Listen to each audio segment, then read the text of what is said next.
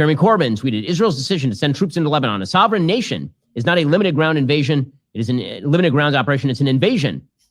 Well, actually, no. It's a retaliatory response to southern Lebanon being used as a launching ground for rockets. The attempt by all fans of the Iranian terror regime to switch the arrow in terms of blame here is quite astonishing. Outgoing Congressman Jamal Bowman, who was defeated in a primary because he's awful, despite his roid rage press conferences, he tweeted, as Israel bombards Lebanon, countless American citizens are trapped with their lives endangered. Commercial flights are next to non-existent. The State Department must recognize this and immediately begin evacuating U.S. citizens. And none of this is shock from Rashida Tlaib.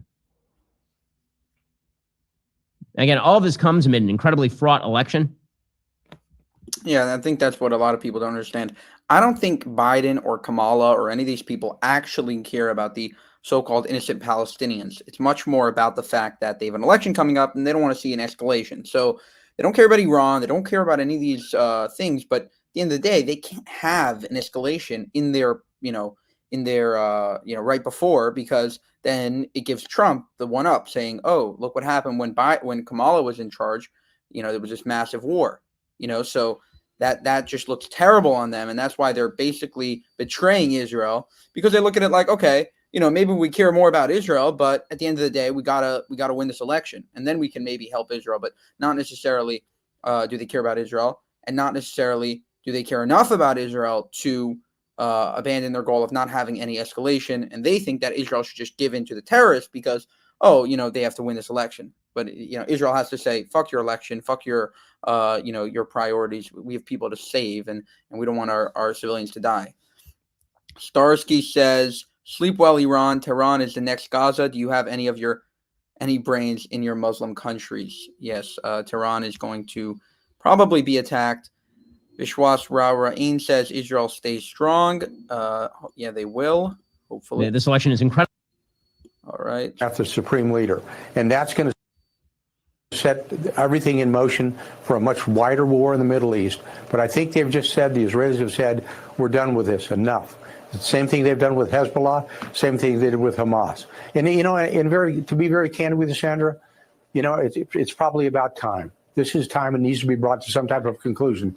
If we're not going to help them conclude it, then they're going to have to do it on their own. That's probably what they're going to try and do. And again, that last point where he says that Israel's going to conclude it on its own, of course, they're a state. They should have the ability to defend themselves. The idea that this is going to turn into a quote-unquote wider war. Wider than what? That is my big question here. Wider than what? Who's going to get in who hasn't already gotten in? Syria doesn't want in. Syria does not want to have a hostile Israel on their border, ready to take out large armed divisions. Iran's projected power is all ballistic missiles. They've lost their projected power in terms of immediate borders by losing Hamas and losing Hezbollah. So very difficult to see what they could do other than larger missile barrages like this one that has been unsuccessful thus far. So when people say it's going to broaden how, which countries are not involved that will become involved at this point. It's the reason why I sort of oppose many of the talking points that are being put out about how this is going to escalate into a larger war. Escalate how? I need an explanation of what that larger war looks like that has not already been unleashed at this point. Meanwhile, the German foreign minister, Annalena Baerbock, on Tuesday said she condemned the Iranian missile attack on Israel in the strongest possible terms, saying that Iran must stop the attack immediately. Yeah, I think that a lot of people are, not understanding. This war has already escalated past the point of no return. This isn't going to end in a few days. This isn't going to end in tomorrow or the day after. So Biden and Harris need to get out of their cocoon and realize we're already in a war. We're already in a massive war. This isn't like, a time, to stop the escalation. It's already escalated. It's too late to go back.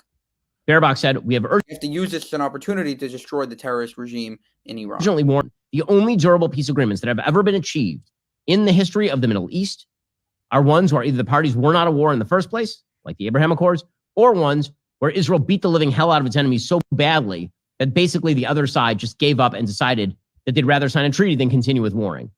That'd be Egypt and Jordan. A Palestinian who infiltrated Israel from Gaza was killed by an Iranian missile in the Jericho area. Is that not ironic? A Palestinian who infiltrated Israel from Gaza was killed by an Iranian missile in the Jericho area. So he gets out of Gaza and then gets killed by the people who pay him to kill Israelis.